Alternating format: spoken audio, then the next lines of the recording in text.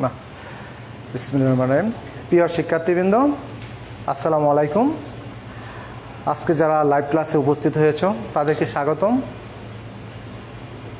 আর আজকে এই online class ধারাবাহিকতায় নবম দশম শ্রেণীর জ্যামিতি উপপাদ্য নিয়ে তোমাদের সাথে আলোচনা করব। আজকে তোমাদের অষ্টম অধ্যায়ের উপপাদ্য 20 নিয়ে কথা বলবো। তাহলে এই উপপাদ্য 20 তোমাদের করতে হলে প্রথমে তো তোমাদের যে সকল বিষয়বস্তু জানতে হবে, প্রথমে সেইগুলো নিয়ে আলোচনা করব। তাহলে এখন লক্ষ্য করো, আমরা উপপাদ্য 20 লিখেছি যে বৃত্তের একই চাপের উপর দ্বন্দ্বয়মান কেন্দ্রস্থ কোণ বৃত্তস্থ কোণের দ্বিগুণ। এটা হলো আমাদের উপপাদ্য 20। যে উল্লিখিত তাকে আমরা সাধারণ নির্বাচন বলি। এই সাধারণ নির্বাচনের আলোকেই আমরা সেটা প্রমাণ করব। তাহলে যে সকল বিষয়বস্তু আমাদের দরকার, আমরা প্রথমেই সেই সকল বিষয়বস্তু তোমাদের সাথে শেয়ার করছি। তাহলে দেখো, উপপাদ্য 20 কথাটা যখন লিখেছি সেখানে লিখলাম একটা চাপের একটি শব্দ আছে, কেন্দ্রস্থ কোণ এবং বৃত্তস্থ কোণ। তাহলে আমাদের এটা প্রমাণ করতে হলে প্রথমে আমাদের যে বিষয়টা জানতে হবে, চাপটা কি। এখানে এই চাপটা বলতে বৃত্তচাপ, যাকে আমরা সংক্ষেপে আমরা চাপ বলি। তাহলে এই বৃত্তচাপ বা চাপ আমরা প্রথমে সেটা জানব। তাহলে চাপ কি? একটি বৃত্ত আমি অঙ্কন করলাম। যে বৃত্ত অঙ্কন করার পর এই বৃত্তের যে কোনো দুটি বিন্দুর মধ্যে পরিধির অংশকে চাপ বলা হয়। বৃত্তের যে কোনো দুটি বিন্দুর মধ্যে পরিধির অংশকে চাপ বলা হয়।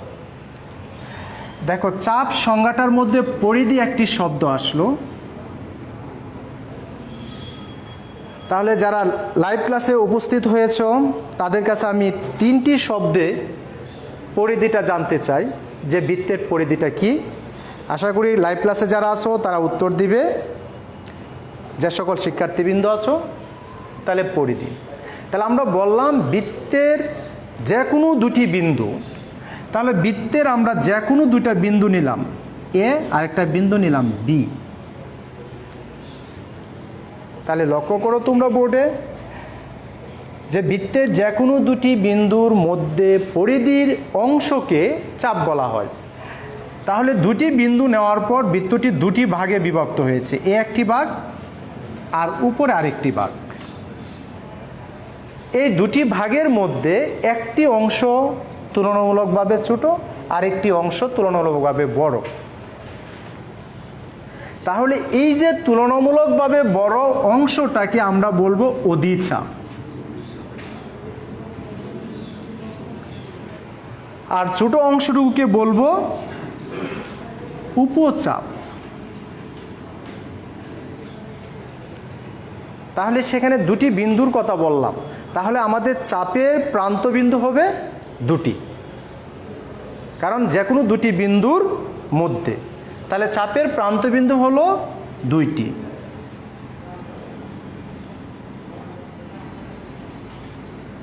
প্রান্তবিন্দু দুইটি। তাহলে আবার লক্ষ্য করো যে আমরা চাপের সংজ্ঞাটা অন্যভাবেও দিতে পারি। তাহলে অন্যভাবে আমরা কিভাবে দিতে পারি?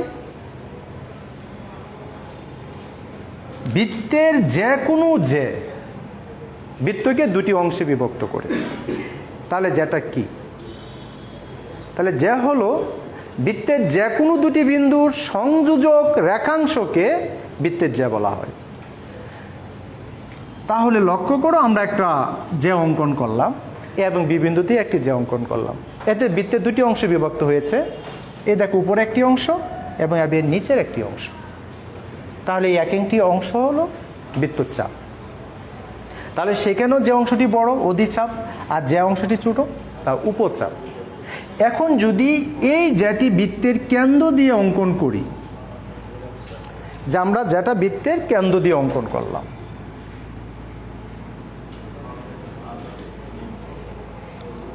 তাহলে এই কেন্দ্রগামী যে কে আমরা আরেকটি নামকরণ করতে পারি বৃত্তের ব্যাস। তাহলে বৃত্তের ব্যাস বৃত্তকে সমান দুটি অংশে বিভক্ত করে, তাহলে দুটি অংশে যদি সমান বিভক্ত করে তাহলে উভয় দিকের অংশ সমান। তাহলে আমরা যদি এবি চাপ ধরি তাহলে সেই এক একটি চাপকে আমরা বলবো অর্ধচাপ। তাহলে আমরা একটা বৃত্তের আমরা তিনটি চাপ পাবো, একটি উপচাপ, একটি অর্ধচাপ, আর একটি অধিচাপ। তাহলে আমাদের এই যে উপপাদ্যের আলোচনার মধ্যে যে চাপ অংশটুকু ছিল, এই চাপের অংশটুকু আমরা আলোচনা করলাম। এখন এই চাপের মধ্যবর্তী যে কোনো যদি বিন্দু নেই তাহলে সেই বিন্দুটাকে চাপের অন্তস্থ বিন্দু বলবো। চাপের অন্তস্থ বিন্দু। এখন আমরা জানবো যে এখানে একটি কোণের সাথে সম্পর্ক আছে আমাদের কেন্দ্রস্থ কোণ আর বৃত্তস্থ কোণ। তাহলে কোন শব্দটি আছে? তাহলে কোণ কর্তৃক খণ্ডিত চাপ আমাদের জানতে হবে, যে কোণ কর্তৃক খণ্ডিত চাপ।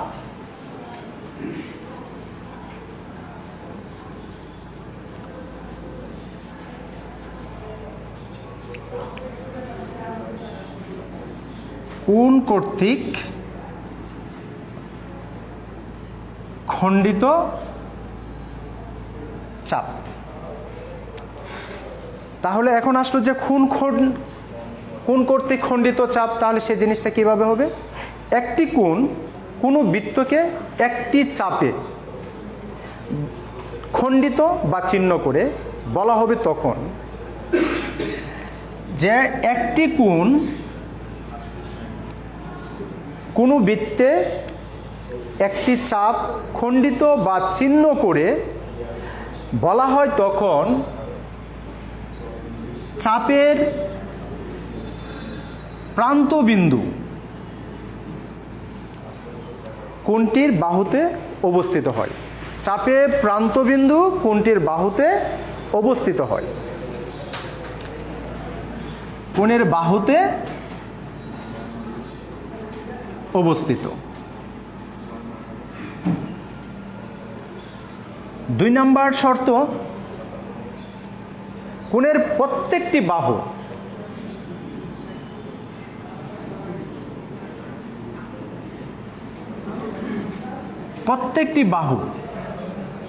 চাপের অন্তত একটি প্রান্তবিন্দু দিয়ে যাবে।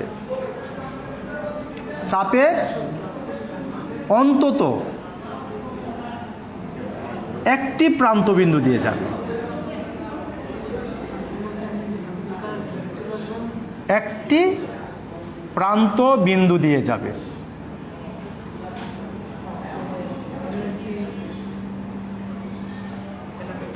অন্তত একটি প্রান্তবিন্দু দিয়ে যাবে। আর চাপের অন্তস্থ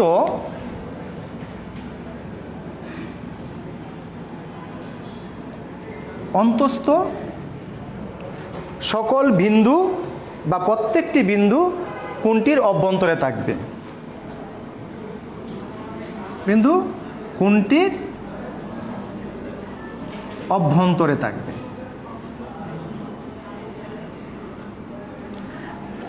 তাহলে দেখো কোণ কর্তৃক খণ্ডিত চাপ আমরা যে 3টি শর্ত উল্লেখ করলাম, এখন চিত্রের মাধ্যমে লক্ষ্য করো, একটি বৃত্ত অঙ্কন করলাম। একটি কোণ কর্তৃক খণ্ডিত চাপ, এই একটি কোণ অঙ্কন করলাম।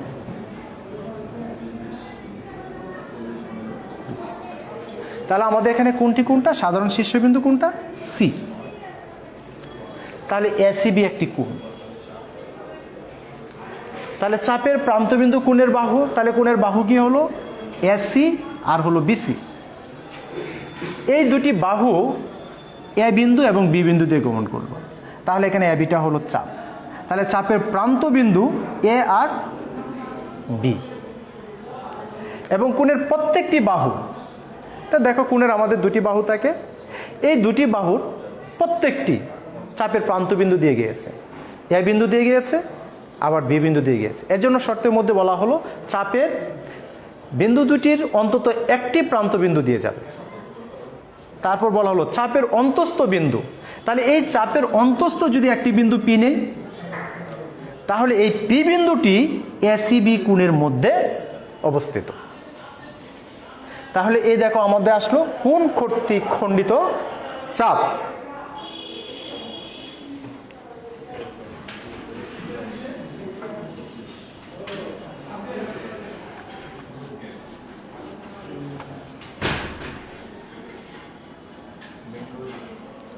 এরপর অন্তর্ভুক্ত আমরা বৃত্তস্থ কোণের কথাটা বলবো, যে আমাদের বৃত্তস্থ কোণটা কি।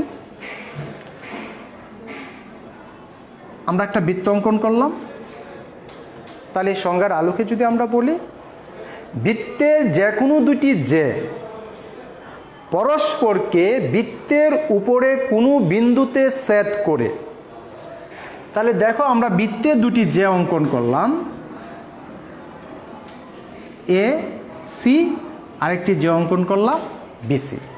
তাহলে বৃত্তের যে কোনো দুটি যে পরস্পরকে বৃত্তের উপরে কোনো বিন্দুতে ছেদ করলে এদের মধ্যে যে কোণ উৎপন্ন হয়, যে এদের মধ্যে, তাহলে এখানে যে এসি আর যা হলো বিসি, তাহলে বৃত্তের উপর সি বিন্দুতে মিলিত হয়েছে, তাহলে কোণের শীর্ষবিন্দুটা হলো সি, তাহলে এসিবি এখানে কোণ, তাহলে এসি এবং বিসি যে এর মধ্যবর্তী কোণ হলো এসিবি, তাহলে সেই কোণকে মধ্যবর্তী এই সি কোণটাকে আমরা বৃত্তস্থ কোণ বলবো বা বৃত্তের অন্তর্লিখিত কোণ বলবো।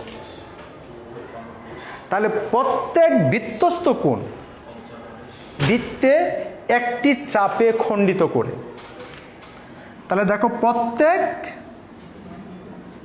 বৃত্তস্থ কোণ বৃত্তে একটি চাপে খণ্ডিত হয়।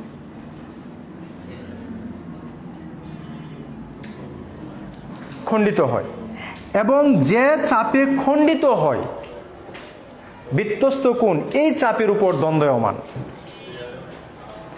যে চাপে খণ্ডিত হয় তে বৃত্তস্থ কোণ ওই চাপে দ্বন্দ্বয়মান।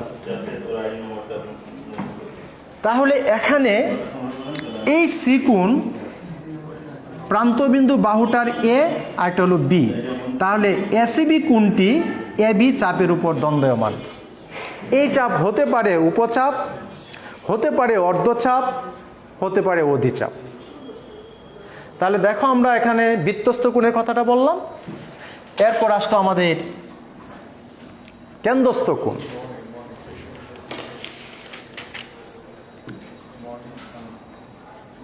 এই কেন্দ্রস্থ কোণের কথাটা যখন বলবো, আমরা একটা বৃত্ত অঙ্কন করলাম, যে এবিসি বৃত্তটি অঙ্কন করলাম, এই বৃত্তের কেন্দ্র হলো ও। যে এবিসি বৃত্তের কেন্দ্র হলো ও। একটি কোণের শীর্ষবিন্দু যদি বৃত্তের কেন্দ্রে অবস্থিত হয়, যে কি বললাম, একটি বৃত্তের কেন্দ্রের শীর্ষবিন্দু, তাহলে আমরা এখানে এ ও বি একটি কোণ অঙ্কন করলাম। এই কোণের শীর্ষবিন্দু বৃত্তের কেন্দ্রে অবস্থিত, তাহলে সেই কোণকে বৃত্তের কেন্দ্রস্থ কোণ বলা হয়। আবার কথাটা বলছি, যে একটি কোণের শীর্ষবিন্দু যদি বৃত্তের কেন্দ্রে অবস্থিত হয়, তাহলে কোণটিকে ওই বৃত্তের একটি কেন্দ্রস্থ কোণ বলা হয়। এবং কোণটি বৃত্তের যে কোনো চাপে খণ্ডিত করে, এই যে একটি চাপে খণ্ডিত করলো, কোণটি বৃত্তের যে কোনো চাপে খণ্ডিত করে। আর কেন্দ্রস্থ কোণের যে চাপে খণ্ডিত করে তা হবে উপচাপ। তাহলে কেন্দ্রস্থ কোণ, প্রত্যেকটি কেন্দ্রস্থ কোণ কোনো বৃত্তে উপচাপে খণ্ডিত করে, আর এই উপচাপের উপরেই কেন্দ্রস্থ কোণটা দ্বন্দ্বয়মান। তবে এই কথাটি আমাদের অর্ধবৃত্তস্থ কোণের ক্ষেত্রে প্রযোজ্য না, অর্ধচাপের ক্ষেত্রে প্রযোজ্য না। কারণ কেন? অর্ধচাপের ক্ষেত্রে কেন্দ্রে যে কোণ উৎপন্ন হয় তাই এক সরল কোণ হয়, আর বৃত্তস্থ কোণটা হয়ে যায় এক সমকোণ। তাহলে এই একটু লক্ষ্য করো যে কথাটা বললাম যে কেন্দ্রস্থ কোণ প্রত্যেকটি উপচাপে খণ্ডিত হয়। তাহলে বৃত্তের কোনো চাপের উপর দ্বন্দ্বমান কেন্দ্রস্থ কোণ বলতে এরূপ কোণকে বোঝায় যার শীর্ষবিন্দু কেন্দ্রে অবস্থিত এবং কোণের বাহুদ্বয় চাপের প্রান্তবিন্দু দুটি দিয়ে যায়। আর এখন বললাম যে আমরা অর্ধবৃত্তস্থ কোণের ক্ষেত্রে উপচাপের কথাটা প্রযোজ্য নয়। কারণ কেন? যখন একটি চাপ বৃত্তকে সমান দুটি অংশে বিভক্ত করে তখন তাকে বলা হয় অর্ধচাপ। আর এই অর্ধচাপের ক্ষেত্রে কেন্দ্রে উৎপন্ন কোণ হলো সরল কোণ, আর কেন্দ্রস্থ বৃত্তস্থ যে কোণটা হবে সেটা হবে এক সমকোণ। তাহলে দেখো আমাদের যে উপপাদ্য আজকে 20 নিয়ে কথা বলবো, সেই উপপাদ্যের মধ্যে ছিল বৃত্তের একই চাপের উপর দ্বন্দ্বয়মান কেন্দ্রস্থ কোণ বৃত্তস্থ কোণের দ্বিগুণ। এ আমাদের সাধারণ নির্বাচন। এই উপপাদ্যটি প্রমাণ করতে গিয়ে আমাদের যে সকল বিষয়বস্তু জানা দরকার তাই তোমাদের সামনে সেই সকল বিষয়বস্তু আলোচনা করে দিলাম।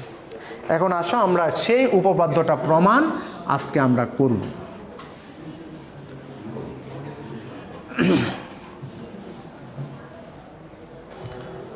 তাহলে দেখো আমরা প্রমাণটা করি যে বৃত্তের একই চাপের উপর দ্বন্দ্বয়মান, তাহলে আমাদের একটি বৃত্ত দরকার।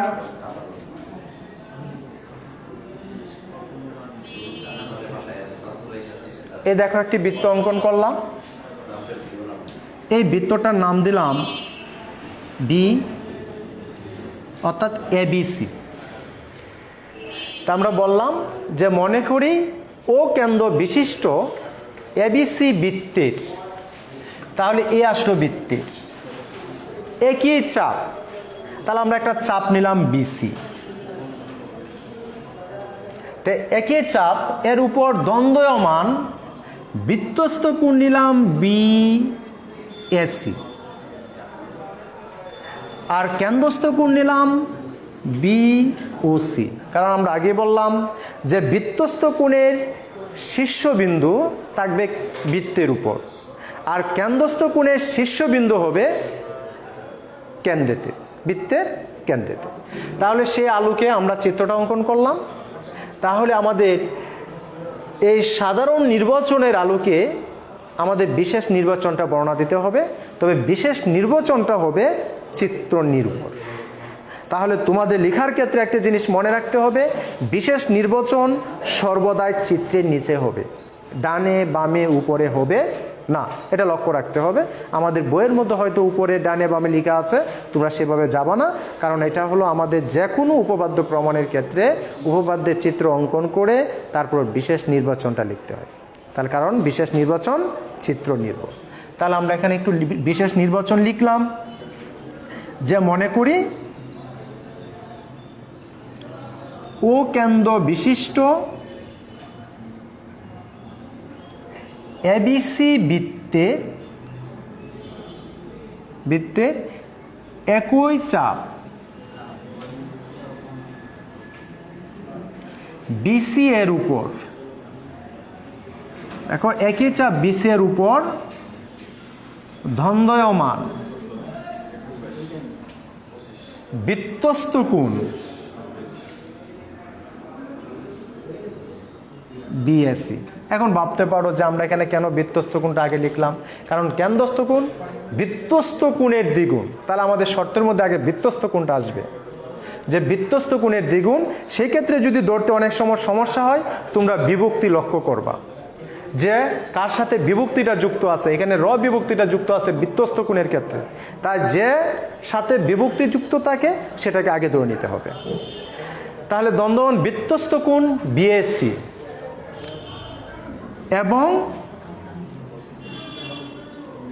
কেন্দ্রস্থ কোণ বিওসি। তাহলে দেখো আমরা কেন্দ্রস্থ কোণ এবং বৃত্তস্থ কোণ নাম। তাহলে শর্তটা কি? যে কেন্দ্রস্থ কোণ বৃত্তস্থ কোণের দ্বিগুণ। তাহলে প্রমাণ করতে হবে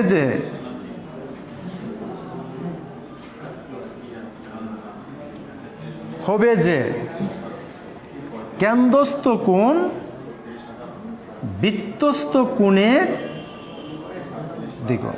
এই দেখো আমাদের বিশেষ নির্বাচন। তাহলে আমাদের উদ্দীপকের যে চিত্র থাকে, আলোচনা থাকে, তার উপর ভিত্তি করে আমাদের বিশেষ নির্বাচনটা লিখতে হয়। এখন এই সাধারণ নির্বাচনে যে বৃত্তের একই চাপের উপর দ্বন্দ্বমান কেন্দ্রস্থ কোণ বৃত্তস্থ কোণের দ্বিগুণ, সে আলোকে থেকে আমরা বিশেষ নির্বাচনটা আমরা লিখলাম যে ও কেন্দ্র বিশিষ্ট এবিসি বৃত্তের একই চাপ কথাটা উল্লেখ আছে, তাই একই চাপ বিসি এর উপর দ্বন্দ্বমান কেন্দ্রস্থ কোণ বৃত্তস্থ কোণের দ্বিগুণ। এর জন্য প্রথমে লিখলাম বৃত্তস্থ কোণ বিএসি কোণের শীর্ষবিন্দু বৃত্তের উপর, কেন্দ্রস্থ কোণ বিওসি কোণের শীর্ষবিন্দু কেন্দ্রের উপর। তাহলে প্রমাণ করতে হবে বৃত্তস্থ কোণের দ্বিগুণ কেন্দ্রস্থ কোণ। তাহলে প্রমাণ করতে হবে যে বিওসি সমান হলো 2BAC। তাহলে আমাদের সাধারণ নির্বাচন, বিশেষ নির্বাচন এবং চিত্র আমাদের শেষ হলো এই অংশটুকু। এখন এই প্রমাণ করতে গিয়ে যদি চিত্রে কোনো অংশ বাড়াতে হয় আমরা বাড়াবো। তাহলে উপপাদ্য প্রমাণের ক্ষেত্রে অনেক সময় আমাদের অঙ্কন দরকার হয়ে থাকে। তাহলে আমরা এখন অঙ্কন করব।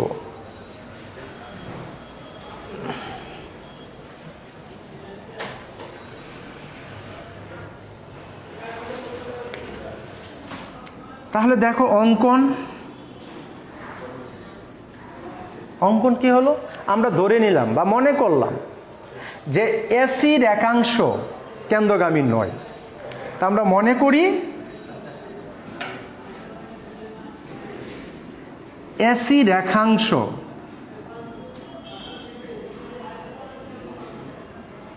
কেন্দ্রগামী নয়, মানে এসি রেখাংশটা বৃত্তের কেন্দ্র দিয়ে যদি না যায়, তাহলে এই ক্ষেত্রে আমরা এ বিন্দু দিয়ে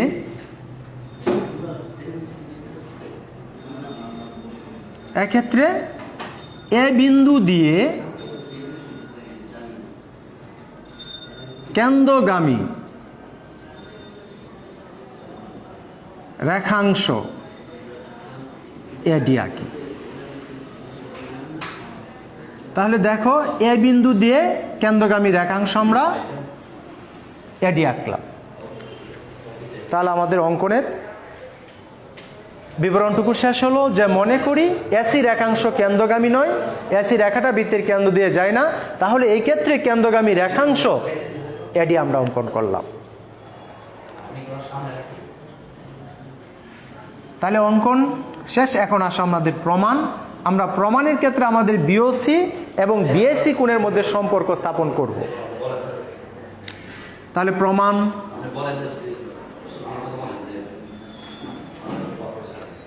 তাহলে লক্ষ্য করো এখানে এ ও বি একটা ত্রিভুজ আছে, এ ও বি ত্রিভুজ। এই ত্রিভুজের মধ্যে ও এ এবং ও বি সমান। কেন সমান? বৃত্তের কেন্দ্র থেকে পরিধি পর্যন্ত দূরত্বকে বৃত্তের ব্যাসার্ধ বলে। যে বৃত্তের কেন্দ্র থেকে পরিধি পর্যন্ত দূরত্বকে বৃত্তের ব্যাসার্ধ বলে, আর কেন্দ্র থেকে পরিধি পর্যন্ত দূরত্ব সমান। এই কারণে ওএ এবং ওবি একই বৃত্তের ব্যাসার্ধ, যার কারণে ওএ এবং ওবি সমান। একই বৃত্তের ব্যাসার্ধ। তাহলে তোমাদের নবম দশম শ্রেণীর বইয়ের মধ্যে একটা উপপাদ্য 7 আছে, যদি একটি ত্রিভুজের দুটি বাহু পরস্পর সমান হয় তবে এদের বিপরীত কোণ দুটিও পরস্পর সমান। আমরা সেই তত্ত্বের আলোকেও পড়তে পারি, আবারও বলতে পারি যে সমদ্বিবাহু ত্রিভুজের ভূমির সংলগ্ন কোণ দুটিও সমান। তাহলে এই এওবি ত্রিভুজের মধ্যে ওএ এবং ওবি সমান, তাহলে এওবি একটি সমদ্বিবাহু ত্রিভুজ। অথবা উপপাদ্য 7-এর আলোকে যদি আমরা বলি যে এওবি ত্রিভুজের ওএ এবং ওবি এই দুটি বাহু সমান, তাহলে তার বিপরীত কোণ দুটিও সমান। তাহলে ওএ বাহুর বিপরীত কোণ হলো বি, তাহলে ও বি এ কোণ সমান আর ওবি বাহুর বিপরীত কোণ হলো এ, তাহলে আমরা বলতে পারি ও এ বি। যদি কোনো ত্রিভুজের দুইটি বাহু পরস্পর সমান হয় তবে এদের বিপরীত কোণ দুইটিও পরস্পর সমান।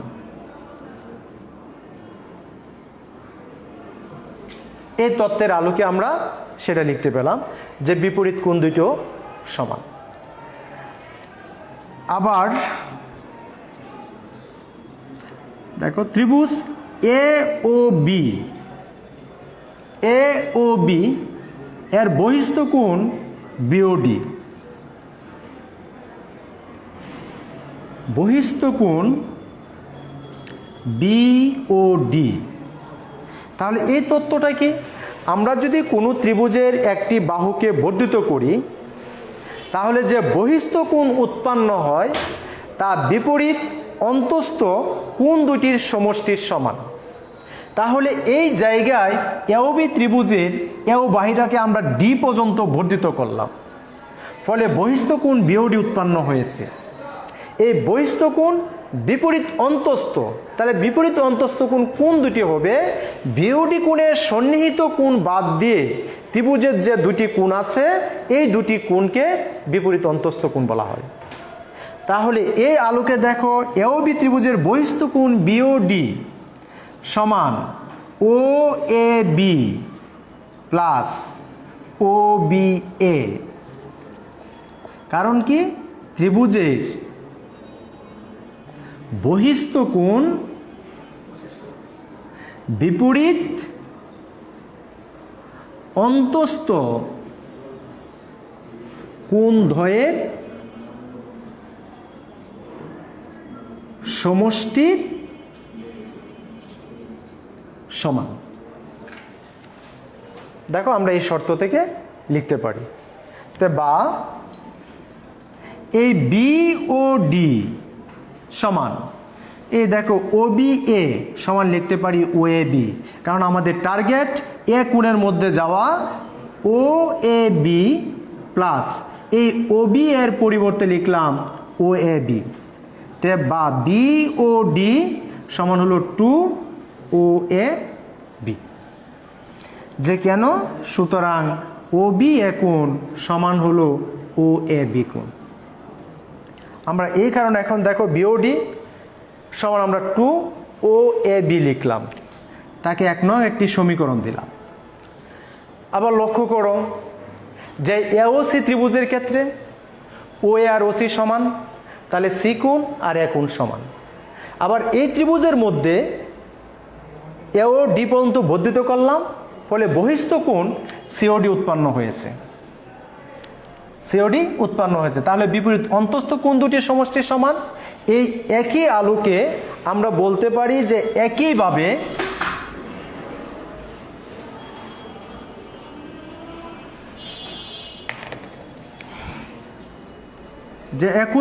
বা অনুরূপভাবে ত্রিভুজ A O C A C O D সমান হলো 2 ও এ সি।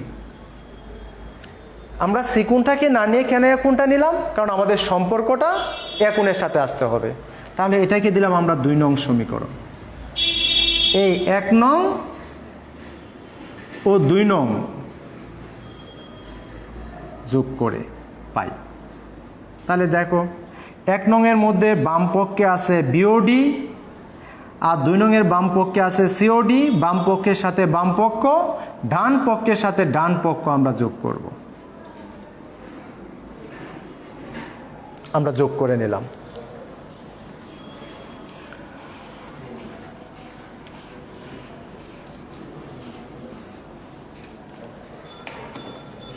তাহলে দেখো বিওডি এবং সিওডি যুক্ত করার পরে আসলো বিওসি,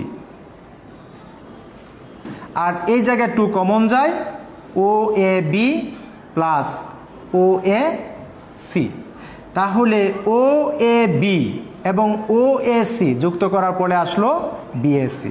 সুতরাং বিওসি সমান হলো 2 বিএসি। তাহলে আমাদের যে প্রমাণটা ছিল যে কেন্দ্রস্থ কোণ বৃত্তস্থ কোণের দ্বিগুণ, তাহলে দেখো আমরা প্রমাণ করলাম যে কেন্দ্রস্থ কোণ বিওসি বৃত্তস্থ কোণ বিএসি এর দ্বিগুণ, যে প্রমাণিত।